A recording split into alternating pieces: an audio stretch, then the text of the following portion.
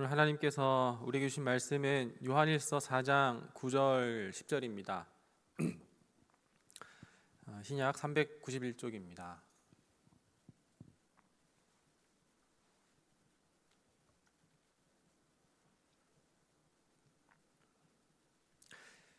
우리 두 절의 말씀 합독하도록 하겠습니다.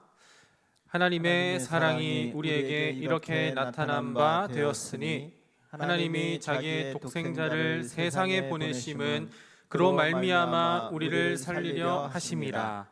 사랑은 여기 있으니 우리가 하나님을 사랑한 것이 아니요 하나님이 우리를 사랑하사 우리 죄를 속하기 위하여 화목 제물로 그 아들을 보내셨음이라. 아멘. 오늘 하루도 고생 많으셨습니다. 지난 5월부터 저는 이제 신앙 고백이라는 주제를 가지고서 사도신경을 통해 함께 말씀 나누고 있습니다.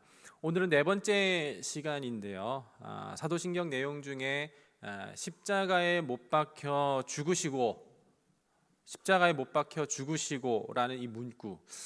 이 문구를 중심으로 예수님을 통해서 이루신 하나님의 사랑을 다시 한번 되새기며 우리의 고백의 깊이를 더욱더 풍성히 넓혀갈 수 있는, 누릴 수 있는 시간이 되기를 소망합니다.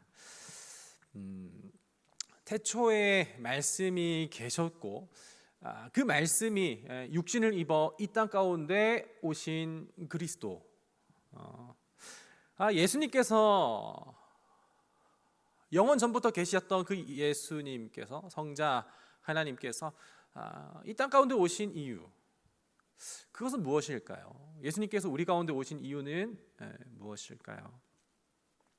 아마도 그것은 하나님 나라를 위한 것이었을 것입니다. 하나님 나라의 도래와 그리고 완성입니다. 그야말로 하나님 나라의 승리, 그리고 그 나라에서 통치와 다스림, 그걸 위하여서, 또한 하나님 나라와 그 백성들을 구원하시기 위해서 죄 많은 이 세상 가운데 하나님이 오신 거죠.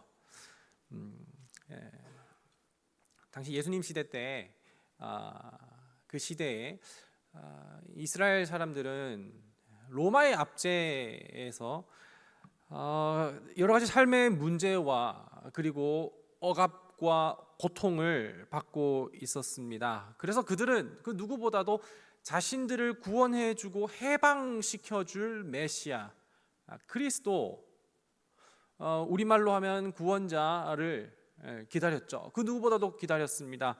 그래서 그 로마를 깨부수기 위해, 그리고 그로부터 독립과 그리고 해방을 위해 멋지게 오실 메시아를 기다리고 있었습니다. 그러나 승리를 위해, 그 통치와 다스림을 위해 오신 메시아 예수 그리스도.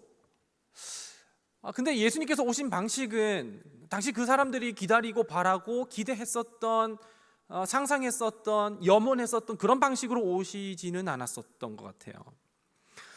분명히 예수님께서는 승리를 위해 오셨고, 예수님께서는 다스림과 통치를 위해 오시기는 했는데, 예수님께서는 그러나 무력으로 오시지 않았고, 화려함으로도 오시지도 않았고, 군림하기 위해 오시지도 않았습니다. 그분의 성육신은 그야말로 낮아지심이었고, 겸손이었고, 순종이었습니다. 군림과 화려함과 그리고 무력이 아니었던 거였죠. 그 낮아짐과 겸손, 그리고 그 순종이 궁극적으로 절정에 나타난 사건이 있는데, 그것이 바로 예수 그리스도의 십자가 사건입니다. 오늘 그 이야기를 함께 좀 보려고 합니다. 십자가는 과연, 십자가에 못 박혀 죽으심과 그 십자가를 감당하심은 과연 어떠한 일로 우리 가운데 의미로 다가오는가? 십자가 사건에 대해서 우리가 생각해 보기 전에 먼저 좀 짚고 분명하게 좀 짚고 넘어가야 할 것이 있는데요. 그것은 무엇이냐면 예수 그리스도의 십자가 그리고 그 예수 그리스도의 복음이 과연 우리에게 기쁜 소식, 정말 기쁜 소식이 되는가에 대한 질문의 대답입니다. 여러분, 예수 그리스도의 십자가 사건 그리고 예수 그리스도의 복음, 그것이 우리 가운데 정말 반갑고 기다려지고 기쁜 소식이 되느냐라는 것입니다. 복음이 우리에게 정말 복음으로 들려지지 않고 기쁜 소식으로 들려지지 않고 반가운 소식으로 들려지지 않는다면 그 이유는 무엇이겠습니까? 복음이 필요 없어서 그런 것입니다.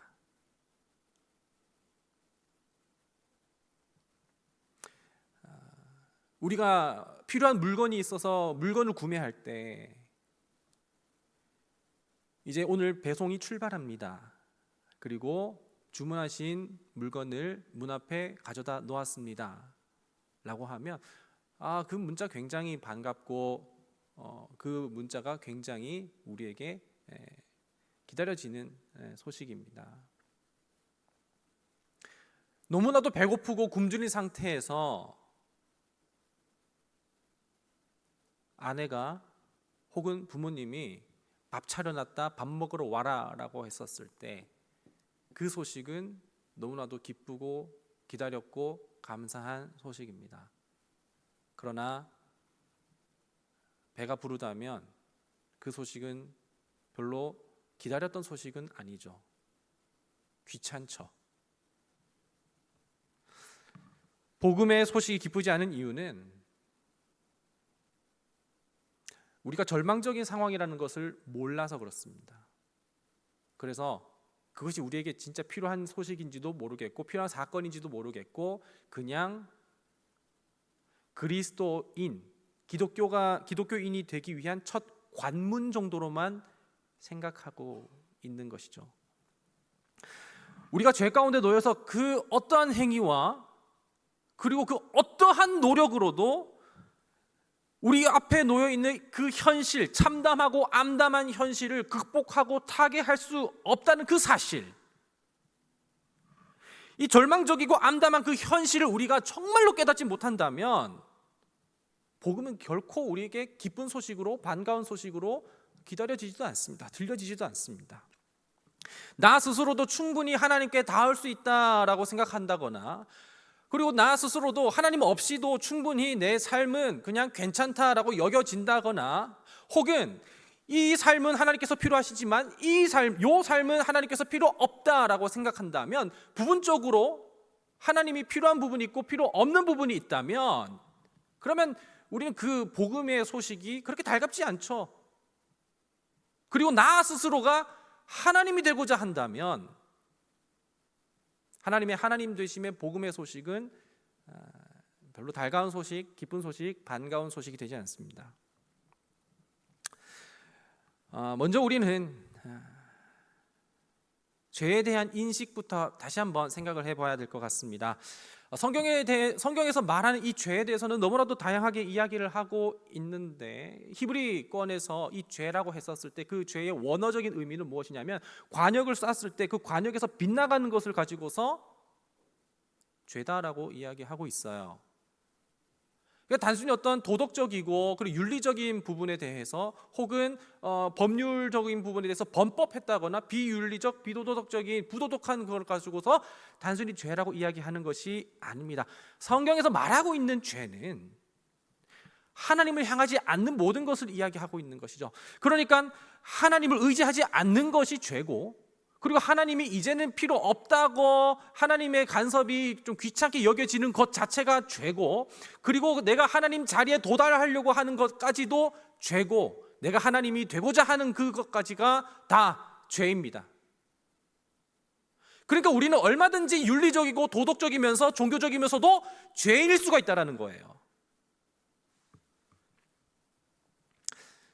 그 예가 되는 이야기로 우리가 아는 성경, 잘 아는 성경 이야기 몇 가지를 가지고서 좀 예로 소개해 드리도록 하겠습니다. 이해를 돕고자 하는데, 첫 번째 이야기입니다. 아담과 하와 중에서 하와가 동산 중앙에 있는 선악을 알게 하는 나무의 열매를 먹지 말라고 했을 때 먹었죠. 그리고 우리는 그 먹은 걸 가지고서 죄라고 합니다. 그리고 그걸 세 글자로 늘려서는 불순종이라고 하죠. 그러나 단순히 먹지 마라고 했을 때 먹은 걸 가지고서 우리는 그냥 하와가 죄졌다라고 이야기하는 것은, 이건 너무나 표면적인 이야기입니다. 그 내면의 이야기를 조금 더 들여보면 우리는 충분히 알 수가 있겠는데, 하와가 왜 그걸 먹었느냐라는 것입니다. 사탄이 하와에게 너도 이걸 먹으면 하나님처럼 될 수가 있어 라고 했을 때, 아니야, 난 하나님이 되고자 하지 않아 라고 한다면 먹지 않았겠죠. 그러나 하나님처럼 될 수 있어, 그러니까 더 이상 하나님의 간섭과 하나님의 어떤 그 영역 가운데 벗어날 수 있어 라고 하는 그것에 솔깃해서 보암직도 하고 먹음직도 해서 먹었죠. 그러니까 하와는 단순히 불순종이 아니라 하나님이 되고자 했었고, 더 이상 원래의 하나님이 필요 없는 그런 상태까지 나아가고자 했었던 것이, 그걸 가지고서 죄라고 이야기합니다. 거기 사이에서 죄가 들어온 것이죠. 두 번째 이야기인데요, 아브라함 이야기입니다. 하나님께서 아브라함에게 나타나셔서 아브라함에게 언약을 맺으시며 내가 너로 하여금 큰 민족이 되게 하겠다라고 말씀을 하셨습니다. 그러나 아브라함은 기다려도 큰 민족을 이루려면 자손을 낳아야 되는데 도무지 자손이 낳지가 않고 사라도 태를 열리지가 않는 거예요. 그래서 다른 편법을 쓰게 됐는데 이제 하갈을 통해 이스마엘을 낳게 되는 것이죠. 하나님의 언약은 전적으로 하나님께서 이루어 가시고 신실하게 지켜 가시고 완성하시는데, 조바심이 있었는지 모르겠어요. 혹은 불신앙이라고 생각했는지 모르겠지만 하나님의 언약에 자기의 노력과 공로와 행위를 더한 것입니다. 아브라함은 내가 할 수 있어 라는 생각으로 하갈을 통해 이스마엘을 낳았죠. 그러나 하나님께서는 아브라함의 노력은 받지 않으셨어요. 아브라함의 공로는 받지 않으셨어요. 하나님께서는 오직 아브라함과 사라 사이에 있는 자야만이 하나님께서 그 사람으로, 이삭으로만 하나님은 하나님의 언약을 이루어 가시겠다라고 말씀을 하셨죠. 아브라함의 노력은 거절당했습니다. 세 번째 이야기입니다. 노아 홍수 이후의 사건, 바벨탑 사건인데, 그 홍수 사건 이후, 심판 이후에 많은 사람들은 어쩌면 하나님에 대한 또 다른 그 심판을 두려워했었을까요? 이제 다시 또 하나님의 심판이 있다면 우리가 이제 흩어짐을 면하자. 그래서 우리가 더 이상 하나님의 심판에서도 우리가 흩어짐을 면하기 위해서 우리가 스스로 하나님의 하늘 꼭대기에 닿게끔 우리가 탑을 쌓자라고 했었습니다. 하나님의 영역입니다. 그 당시 하늘은 3층으로 히브리 사람들은 생각을 하고 있었는데, 1층은 대기이고 2층은 우주이고 3층은 하나님 나라입니다.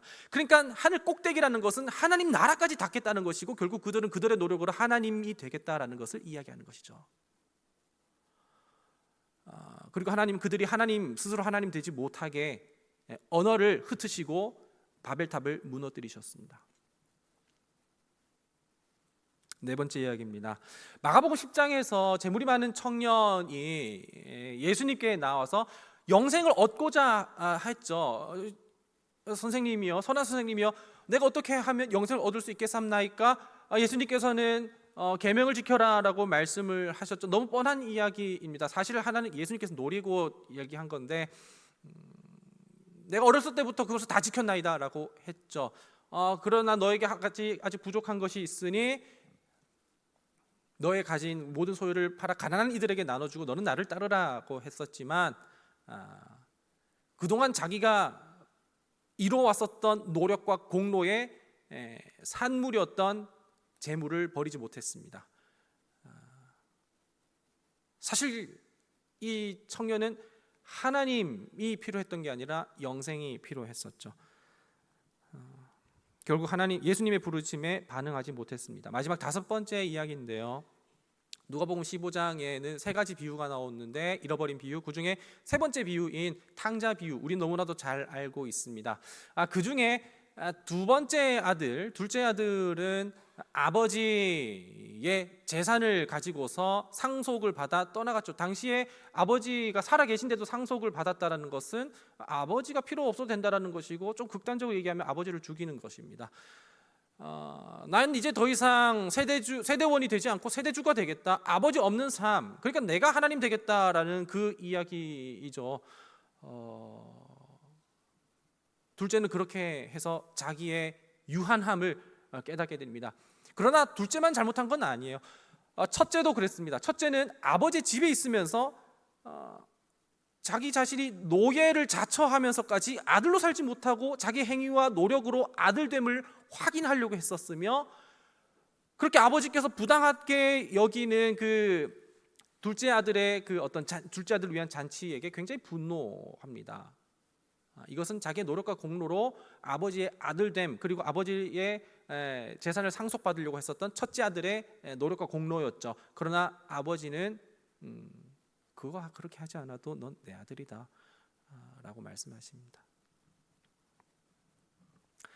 이렇게 성경은 신약과 구약 전체를 아우르면서 도덕적이든 비도덕적이든 윤리적이든 비윤리적이든 범법이든 상관없이 우리는 얼마든지 다 죄 아래 있다라고 이야기하고 있습니다.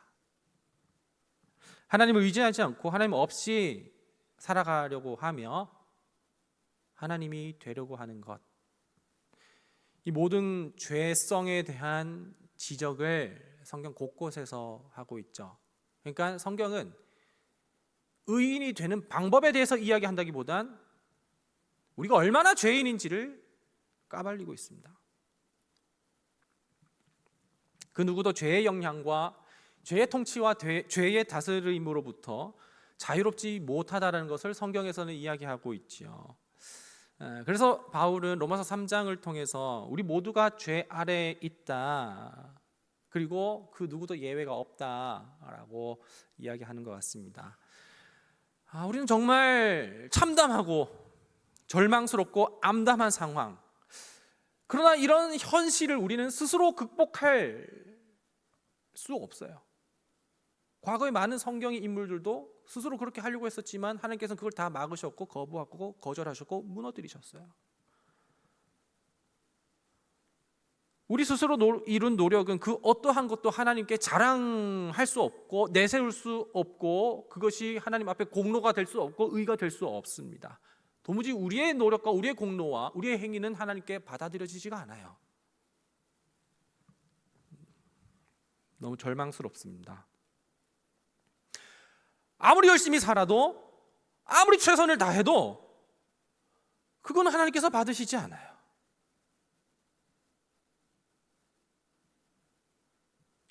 하지만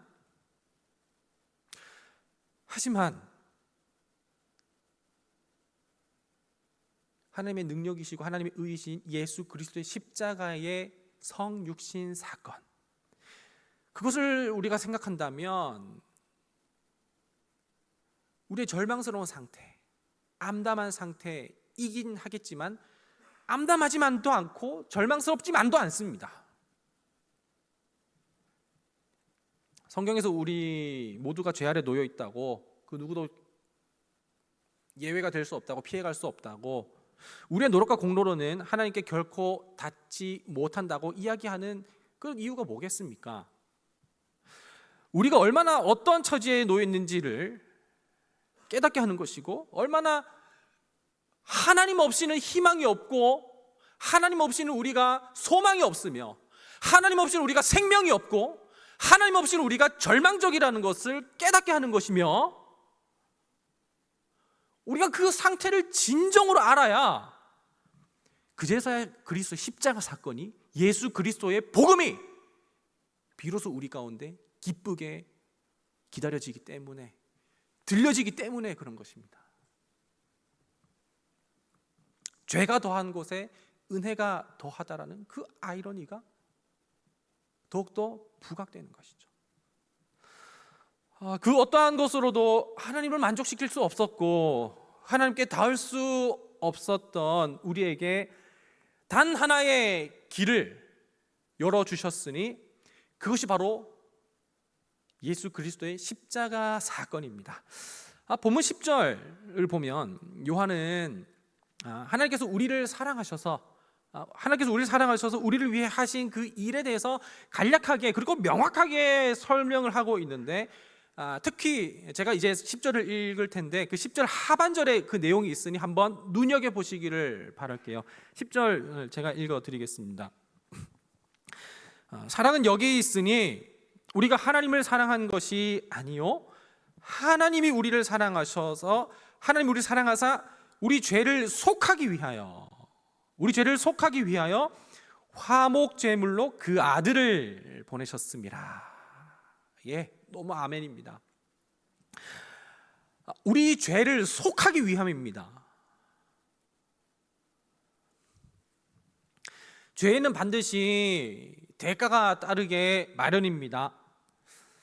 우리가 하나님께 용서를 구하게 될 때, 하나님 잘못했습니다, 하나님 잘못했어요, 용서해 주세요 할 때 우리가 반드시 기억해야 하는 것 두 가지가 있습니다. 하나는 우리의 죄가 얼마나 무거운지에 대한 그 죄의 무게이고, 또 하나는 그 죄까지도 모두 다 덮어주시는 그 하나님의 더 크신 사랑과 은혜의 무게입니다. 내 죄의 무게를 모르면 하나님의 그 은혜와 사랑의 무게도 모릅니다. 그리고 그 하나님의 사랑과 그 하나님의 은혜에 대한 무게를 모르면 내 죄에 대한 무게도 모릅니다. 그러니까 우리의 죄의 값이, 예를 들어서 우리가 다 죄를 범죄하고 있었는데 그 죄의 값이 예를 들어서 만약에 징역 1년형이라고 생각을 한다면, 그냥 그 정도로만 생각한다면, 무기징역이나 사형이 아니라 1년형이라고 생각한다면 그 1년형을 전부 다 사하여 주시는 하나님의 은혜는 그냥 그 정도로만 생각한다는 것이죠. 만약에 우리의 죄값에 대해서 벌금형 100만 원이라고 생각한다면 하나님의 은혜는 그냥 100만 원 정도로만 그냥 값싸게 여긴다라는 것입니다. 창세기 37장에 요셉 이야기가 나오는데, 요셉을 형들이 이스마엘 상인들, 애굽으로 가는 이스마엘 상인들에게 팔았습니다. 사실 형들은 시기를 해서 요셉을 죽이고자 했었지만 유다가 르우벤이 이제 구덩이에 파서 넣자고 하고 유다가 팔았어요. 그 사건 잘 아실 겁니다. 그래서 37장에서 이제 44장으로 넘어오게 되면 요셉이 이제 총리가 됩니다. 그리고 가나안에는 기근이 들어서 요셉의 형님들이 수십 년이 지난 후에 곡식을 사러 애굽으로 가게 되죠. 근데 거기에서 총리인 요셉 앞에 서게 됩니다. 물론 총리인 요셉은 형들을 알아보고 형들은 총리된 요셉을 몰라봅니다. 그때 요셉은 이제 온 형제들 가운데 베냐민을 따로 부르게 하고, 특별히 또 베냐민에는 그 베냐민의 자루에 은잔을 따로 넣습니다. 그리고 다시 요셉은 그 추격시켜서 베냐민 자루에 있는 은잔을 발각시키게 하고 잡게 하죠. 그때 유다가 사실은 베냐민을 데려가야 된다고 아버지를 설득한 적이 있었습니다. 그리고 요셉이 총리가 베냐민을 잡고자 했었을 때 그 은잔 안에 있었던 은잔 때문에 은잔을 훔친 걸로 이제 가장을 시키고 베냐민을 잡고자 했었을 때 유다는 안 된다고 얘기를 했어요. 옛날에 요셉을 팔았었던 그 기억이 나서, 그리고 아버지를 설득해서 베냐민을 데리고 왔었는데 유다는 그냥 아니에요, 이거는 모함입니다, 이거는 오해예요, 잘못했으니까 한 번만 봐주시고 우리가 더 돌려드리고 혹은 뭐 더 다른 것을 더 하겠습니다라고 얘기하지 않고 그냥 그 죄값을 그대로 치르겠다고 얘기합니다. 단 베냐민이 잡히는 것이 아니라 베냐민은 구출하고 자기가 잡히겠다라는 거예요.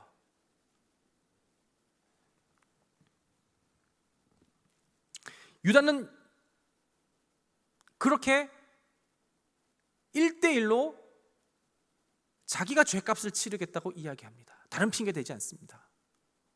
그것이 바로 대속의 개념이죠. 이렇게 구약의 율법은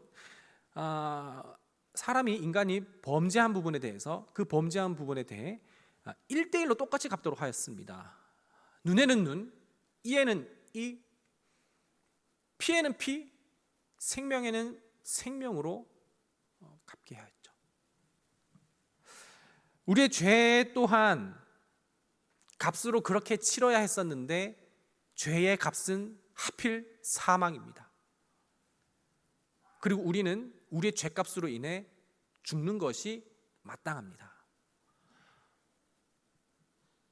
그런데 하나님께서는 탕감해 주셨습니다. 없다 해주셨습니다.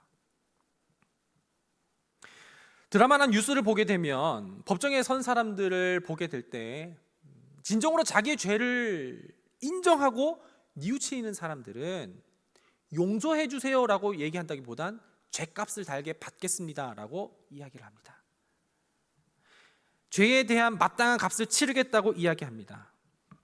하지만 죄에 대한 심각성, 자기가 어떤 죄를 저질렀는지에 대한 그 죄에 대한 심각성에 대해서 공감하지 못하고 그냥 인지하지 못한다거나 혹은 법을 우습게 여기는 사람은 어떻게든지 변호사를 선임해서 자기의 형량을 낮추려고 하고 어떻게든 위증을 하면서까지 자기의 죄를 굉장히 약화시키죠. 어떻게든 회피하고 면피하고만 하며 죄에 대해서 가볍게 여기거나 법에 대해서 쉽게 생각합니다. 오늘 본문에서처럼 하나님께서 우리를 사랑하셔서 죄를 속하여 주신다는 말은 경고야 라고 해서 그냥 없다 하고 넘어가 주시는 것이 아니라 우리에게는 아무런 것도 요구하지 않으시고 그냥 없다 해주시고 탕감해 주시는 것이지만 그 죄에 대한 값은 분명하게 치르시는데 바로 그 아들을 화목제물로 보내셨다라는 것입니다. 우리 입장에서는 그냥 거저 얻은 용서라고 생각할지 모르겠어요.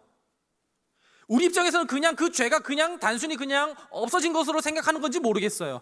하지만 실제로 탕감해주고 용서해 주시는 그 당사자인 하나님 입장에서는 그냥 죄 없다라고 할 수가 없었습니다. 죄값을 톡톡히 그리고 반드시 치르기 위해 분명한 죄값을 치르셨는데 바로 그 아들 독생자 예수 그리스도의 생명과 피값을 대신하여서 우리를 사신 것입니다. 우리 죄를 속하기 위해서 우리에게 희생이 요구되지는 않지만 하나님께서 우리의 죄를 속하기 위해서 자기 자신을 희생하셨다라는 것입니다. 우리가 아직 죄인 되었을 때요. 우리가 정말 의인이 되려고 노력을 하고 공로와 힘을 세우고 뭐 그런 거 아니라 그냥 죄인 되었을 때요. 우리를 사랑하셔서요. 바로 그 아들 예수 그리스도의 피값으로 우리를 사셨고 이것은 하나님의 사랑인 동시에 하나님의 공의입니다. 죄는 반드시 그에 합당한 대가를 치러야 합니다. 그것이 바로 하나님의 공의입니다. 절대적이면서도 객관적이면서도 선명하게 명확한 기준의 값어치를 요구를 하는데 그것이 바로 예수 그리스도의 피값입니다. 죄인의 죄값을 위해 또 다른 죄인의 피값이 아니라 죄인의 피값을 위한 의인의 피값입니다. 흠이 있는 어린 양의 제물이 아니라 흠 없는 어린 양의 화목제물입니다.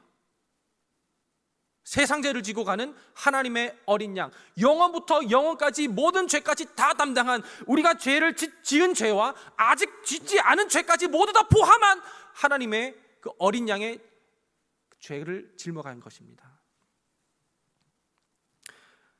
하나님의 공의와 사랑의 균형은 굉장히 팽팽합니다. 어느 한 곳으로도 기울어져 있지 않아요. 하나님의 공의만 있다면 하나님 너무나도 자비롭지 않다고 느껴지고 차갑고 무서우면 난폭한 분이라고, 냉정한 분이라고 보이게 될 것입니다. 만약에 하나님의 공의가 아니라 사랑만 있다면 뭐 이때는 사랑하고 저때는 사랑하지 않는, 그냥 불공정하고 기준이 없는 것 같고 불명확한 그런 그분의 신실함과 그리고 그분의 정의로움을 의심하게 될 것입니다. 그러나 우리 주님은, 하나님은 아무런 희생 없이 죄를 치르지 않으셨습니다. 희생 없이, 대가 없이 치러진 용서는 하나님의 공의가 아닙니다. 아무런 희생 없이 그냥 하는 사랑은 하나님의 사랑이 아닙니다. 예수 그리스도의 십자가,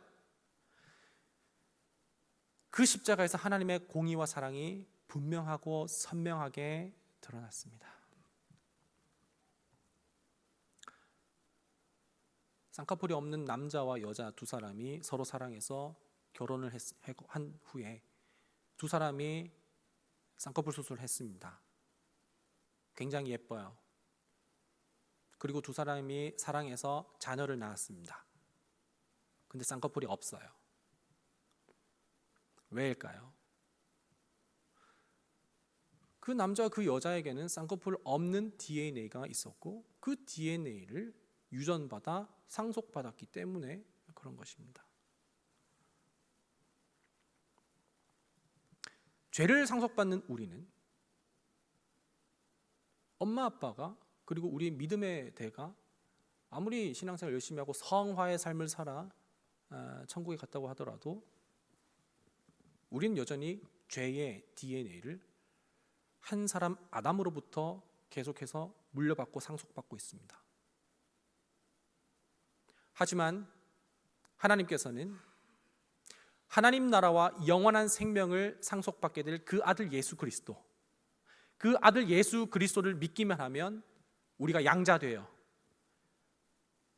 예수 그리스도로부터 똑같이 하나님 나라와 그 영원한 생명을 상속받습니다. 죄 아래 있었던 우리가 생명 아래에 거하며 죄를 상속받던 우리가 생명을 상속받게 됩니다. 바로 그 아들 예수 그리스도입니다.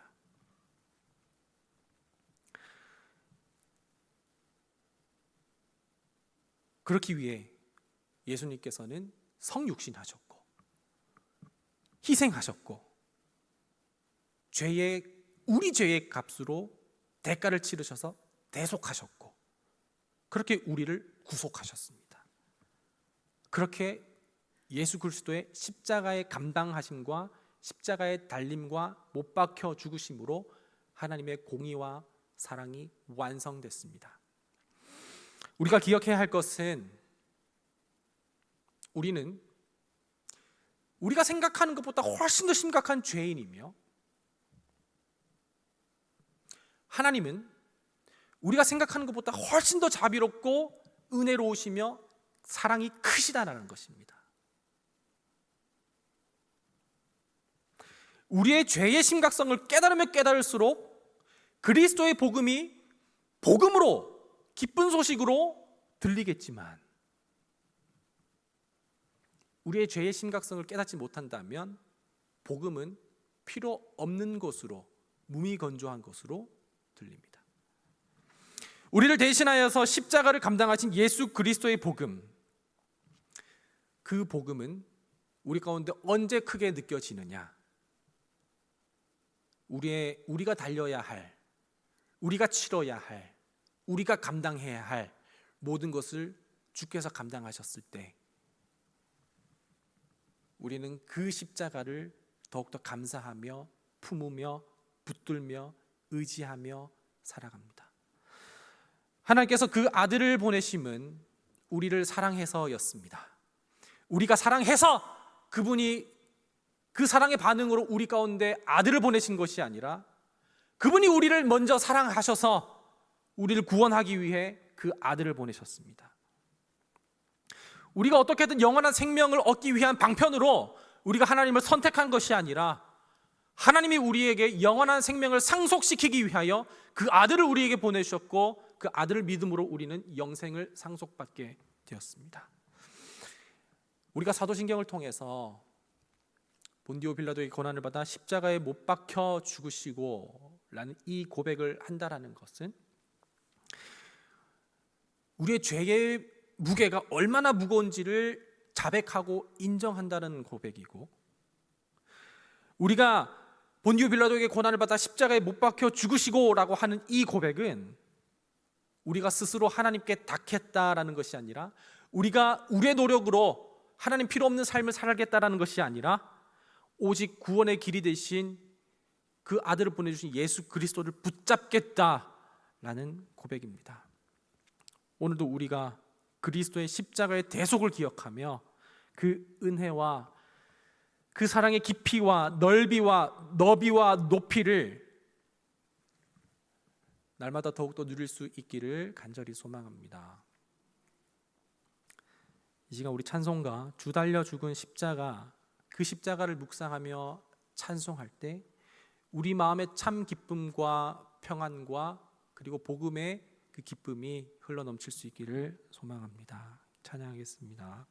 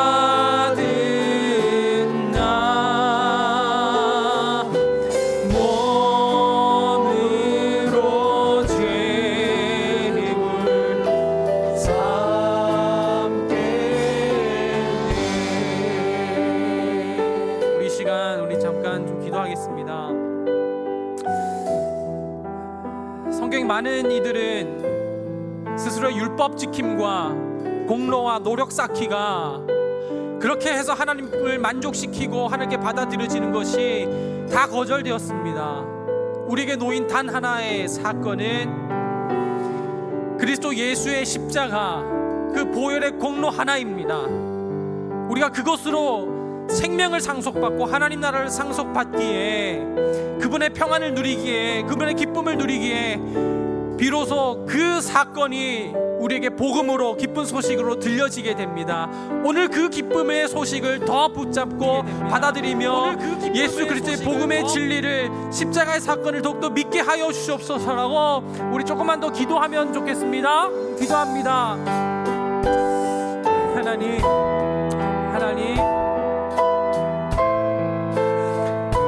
하나님, 우리에게 그 아들을 보내심은 우리를 사랑하기 위함이었습니다. 우리가 주님을 선택한 것이 아니었고, 우리가 하나님을 먼저 사랑한 것이 아니라 전적인 하나님의 은혜와 구원과 그 사랑으로 우리를 선택하여 주셨는데,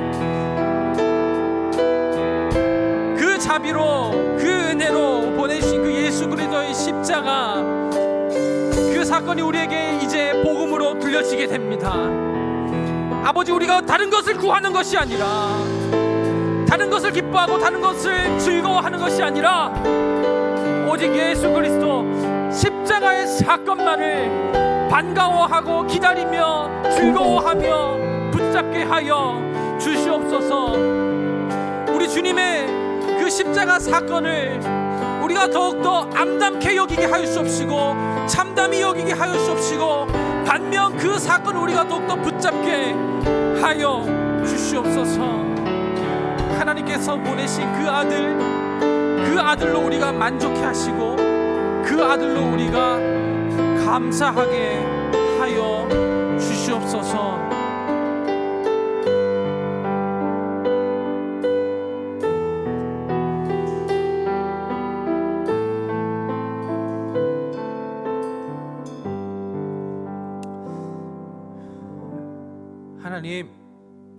하나님, 우리가 열심히 해서, 우리가 노력해서, 우리가 정말 자신감을 갖고 이 악물고 그렇게 해서 하나님을 만족시킬 수 있었다면 그리스도의 죽음은 헛된 것입니다. 바울은 그리스도의 죽음이 헛되지 않게 하기 위해 자기의 모든 붙잡았었던 것들을 배설물로 여기고 해로 여겼습니다. 하나님, 우리가 이제 더 이상 하나님 필요 없어도 괜찮고 하나님 의지하지 않기 위해 붙잡았었던 모든 것들을 놓게 하여 주시고, 그리스도의 십자가의 복음이 우리에게 반가운 소식으로 들려질 수 있도록 우리 안에 모든 우상을 무너지게 하여 주시옵소서. 주님, 오늘도 하루 일과를 마치고 지친 마음과 몸을 가지고 그럼에도 불구하고 하나님께 감사하는 마음과 간구하는 마음으로 드린 귀한 예물의 손길 있습니다. 이것은 단순히 돈을 드린 것이 아니라 믿음을 드린 것이고, 삶을 드린 것이고, 비전을 주 앞에 드린 것입니다. 주님, 이 손길을 통해 하나님 나라를 이루어가 주시고, 이 예물이 하나님께는 영광 되게 하시고, 이 예물이 쓰여지는 곳에는 복음을 누리는 이들이 될 수 있게 하여 주시옵소서. 오늘도 그 신실하신 은혜에 감사드리며 예수님의 이름으로 기도합니다. 아멘.